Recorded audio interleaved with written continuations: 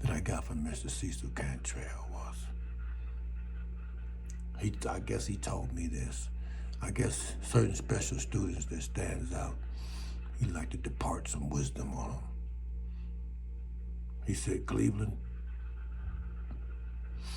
the key to learning is remembrance. And I never forgot that. And it made all the difference in the world as I move forward in my life in the future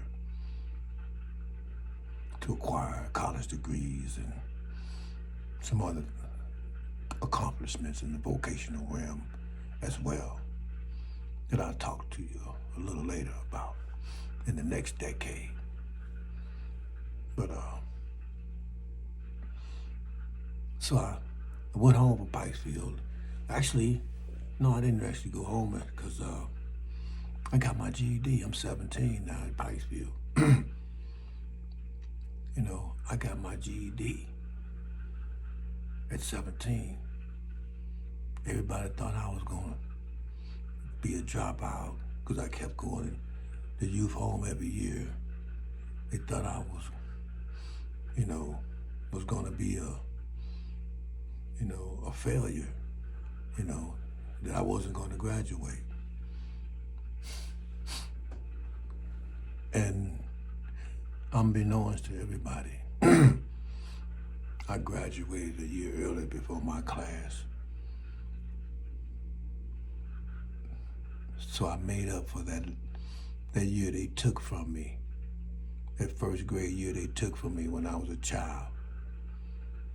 I made up for it by graduating a year early at 17. Again, I never thought about that till just now, that I made up that year. You don't realize how relieving that is to me to know that. I mean, because everything that happens to you, it still impacts you. You just got to know how to cope with it, that's all. But it's still there, it never goes away. But I want to tell you this, and I want to tell the world this right now. What I just shared with you, erased that frustration that I held all these years for them putting me back in the first grade when I had already been through it. And now knowing that I made up for that year by graduating a year early anyway, I'm excited, man. You know, I never thought about it, man. But I'm excited, man. I made that year up, y'all. Oh, this is a new discovery for me.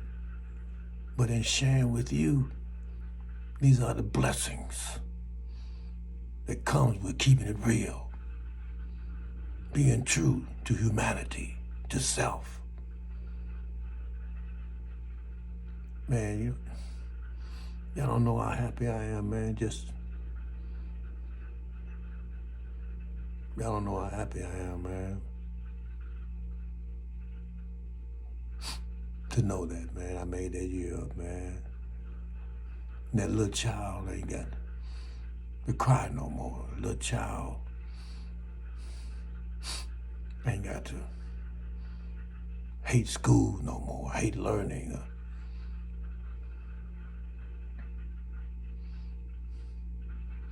That I looked out for that child in me. I looked out. And I just became aware of it, that I made up for that year in the youth home, which will continue to be a similar pattern throughout my life as we move forward. So I get to go to Pikeville, I learn shoe repair, I get my GED, thanks to the librarian.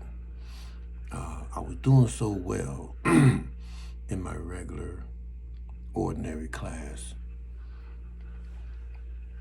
And I noticed that a few people was going to the library, being tutored by the librarian to take their GED at the University of Cooksville.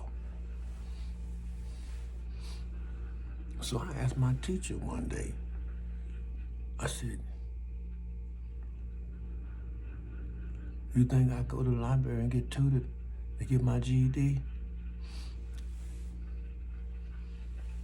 Because I was doing good in the class, so she knew I had potential. So she said, if you go down there and talk to the librarian, if she accepts you, then I'll allow you to go. And I went down there and I talked to the librarian. And I let her know I was serious about learning, to get my GED. That I was gonna take it serious. And she accepted me. Now, mind you, when I went to take the test,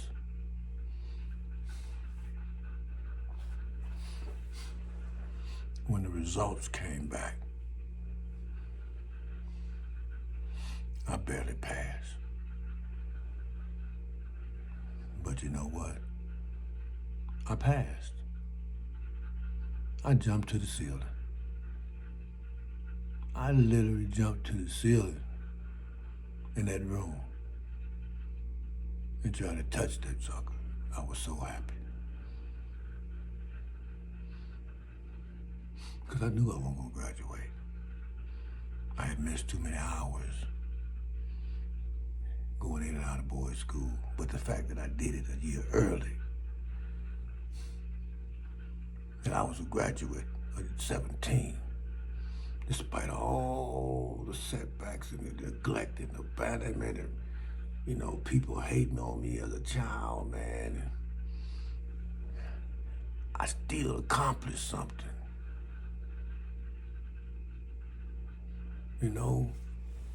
I still accomplished something, man.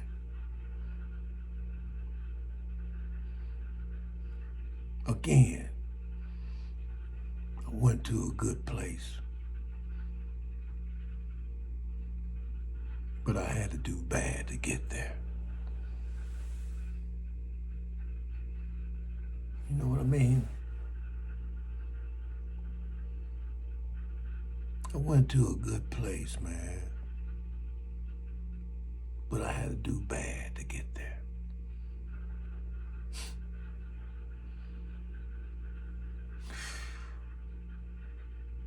This is real, y'all. This is real. Don't get no realer than this, man. I'm telling you right now. It don't get no realer than this, man. So I get out of Pikesville with my GED. I'm excited, Mom. Life, shoot, the world is opening up for me now, excited, I done made me a few pair of sandals to take home with me. And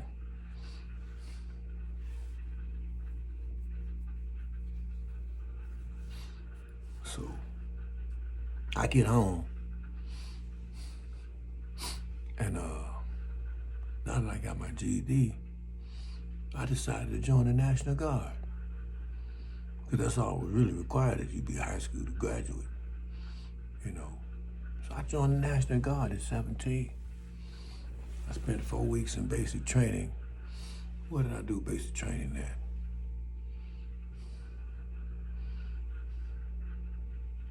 Fort Bliss, Texas, in El Paso. Fort Bliss, Texas, on the border of Juarez, Mexico. Yep, sure did. But, yeah. So I did my basic training there. We used to go across the Mexican border, do a little tricking, But they ain't mess with them soldiers. They ain't mess with us. Might have messed with some other expats, other Americans, but they knew them soldiers. We with our haircut, they already knew who we were. We was coming to spend some money, have a good time. But yeah. And then I was finna do my AIT there. I was gonna become a Chaparral cruise missile specialist.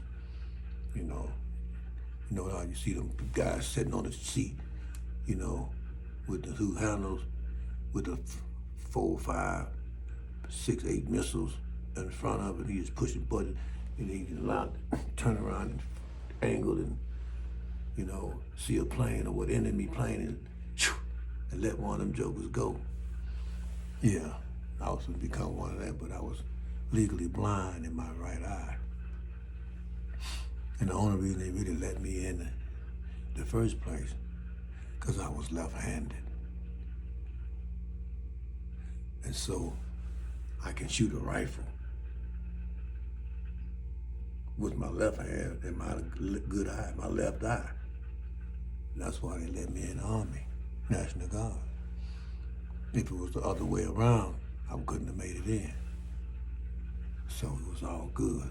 So, but I couldn't become a Chaparral cruise missile because it requires extreme visual acuity when you're trying to shoot something down. They don't want you to have blind up in there missing shit. So I changed my MOS to Unit and Organization Supplyman, and they sent me out to Fort Lee, Virginia, which is always so beautiful out there, man. Virginia, the neck of the woods of Virginia is so beautiful, man. You know, I did 4 months AIT there, and I came on home. You know, maybe 4 weeks, did 4 weeks there. It was about a couple of months, you know, I came on home. This was like in 76. And they were saying, they were trying to get those, this was one of the poor choices that I made.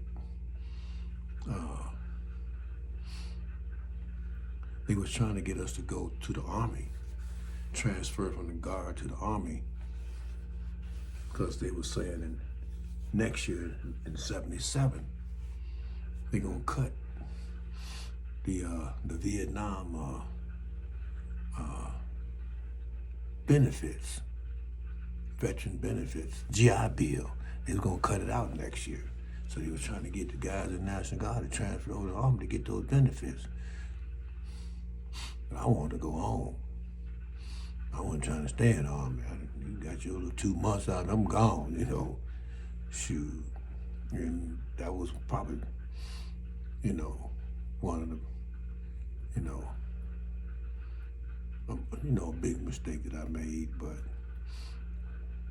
knowing myself, it probably wouldn't have lasted because I was messed up. I wasn't really ready. I did good though. I did good in basic training because it had that discipline I missed in my life. You know, the drill sergeant had you focused. You know, you could make your beds up, roll up all your clothes and underwear and stuff real tight. You know what I'm saying? Keep your uniform brass clean, the shoes shine. You had to be on point. You had structure. I did great. I excelled in basic. I excelled so much.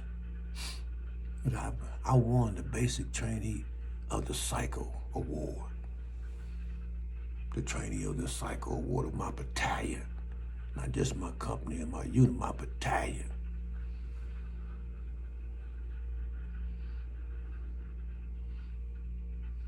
Because of something that I seen on bivouac. And it was totally contrary to what they had taught us. And yet, the sergeant made us do something that endangered our lives, and I peeped it. And when they asked me what did I learn, or what was something that I've seen or experienced that you may have made a change or something like that nature. But anyway, I told the panel, I said, we was taught that when they throw a chemical bomb, always look which way the wind is blowing and get behind the wind, and the wind will blow the chemicals away from you. So all you gotta do is pause for a minute and see which way the wind blows. You go around